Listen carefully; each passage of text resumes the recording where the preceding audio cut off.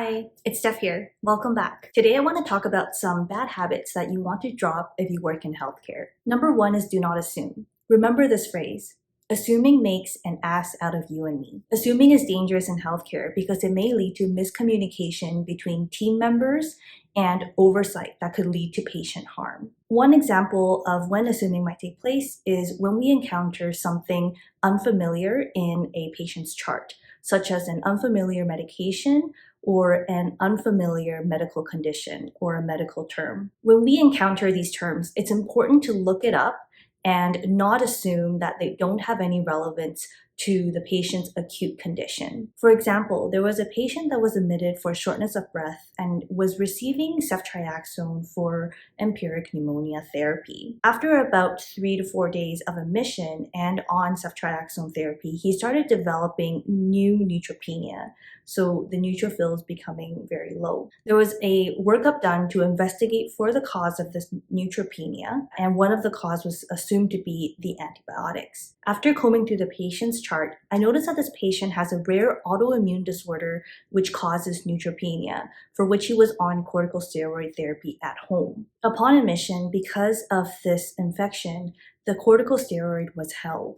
So the development of the neutropenia actually corresponded to after he stopped the prednisone or the corticosteroid therapy. This was brought up with the team, and after corticosteroid was started, it resulted in a rise in his neutrophil levels back to his baseline. Therefore, by looking up this rare disorder that this patient had, we identified one of the causes for his acute issue, the neutropenia.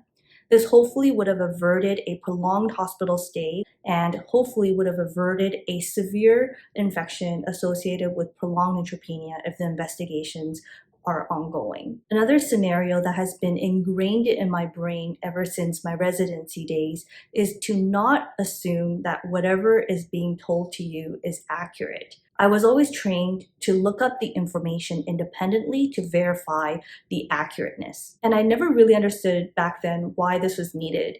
But after practicing for a few years and being burned a few times, I've now realized that it's important to not assume what others tell you is correct, or even what's in the chart is correct.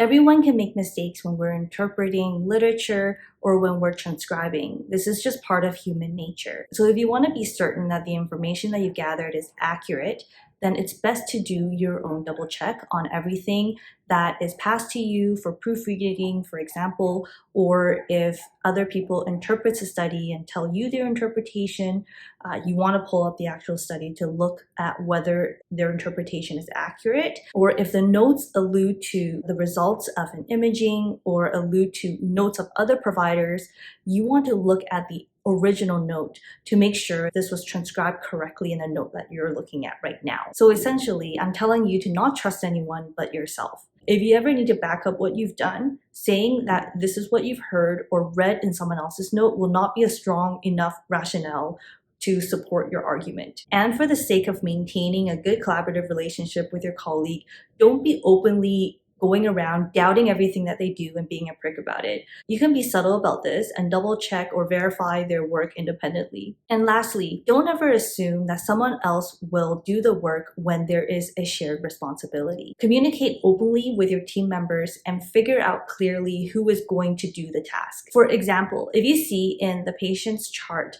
that an antibiotic is going to expire later today, and you read in the notes that infectious diseases is following, don't just assume that the infectious diseases specialist will pick up on this expiring order and reorder it. Bring this up with your team and the infectious disease specialist if needed to clarify the stop date and the plan for this antibiotic going forward. Communication is so crucial in healthcare because there's so many different members of the team that we work with. So don't make an ass out of you and me by assuming. If you found this video helpful, please consider subscribing to my channel.